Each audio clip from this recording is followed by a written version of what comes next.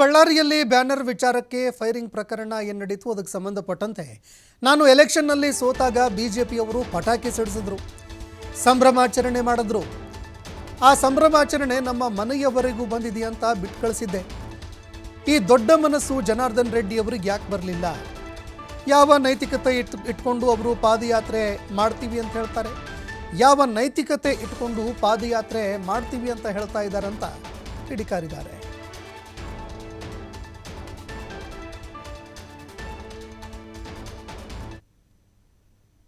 ಕಿಚ್ಚನ banner ವಿಚಾರದ ಪಾದಯಾತ್ರೆ ಯಾವ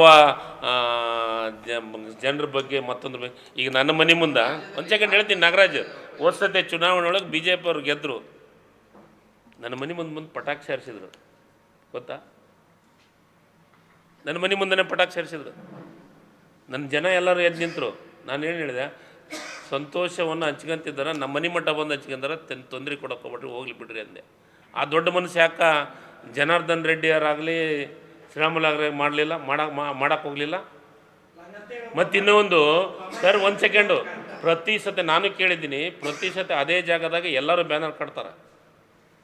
ಬಿ ಜೆ ಪಿಯವ್ರು ಇರ್ಬೋದು, ಕಾಂಗ್ರೆಸ್ನವ್ರು ಇರ್ಬೋದು. ಅಲ್ಲಿದ್ದ ಜನಾರ್ದನ್ ರೆಡ್ಡಿ ಅವ್ರ ಮನೆ ಕನಿಷ್ಠ 350 ಮೀಟ್ರ್ ದೂರ ಐತಂತ.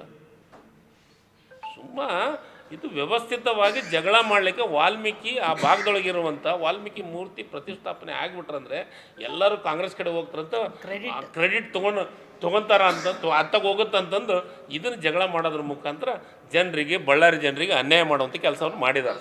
ಬ್ಯಾನರ್ ನಿಮ್ಮ ಮನೆ ಮುಂದೆ ಹಾಕಿದ್ರೆ, ಬ್ಯಾನರ್ ಹಾಕಿದ್ದನ್ನು ಕಿಚ್ಚಣ ಬ್ಯಾನರ್ ವಿಚಾರದ ಪಾದಯಾತ್ರೆ ಯಾವ ಜನರ ಬಗ್ಗೆ ಮತ್ತೊಂದ್ರ ಬಗ್ಗೆ. ಈಗ ನನ್ನ ಮನೆ ಮುಂದೆ ಒಂದು ಸೆಕೆಂಡ್ ಹೇಳ್ತೀನಿ, ನಾಗರಾಜ್ ಹೋದ್ಸತೆ ಚುನಾವಣೆ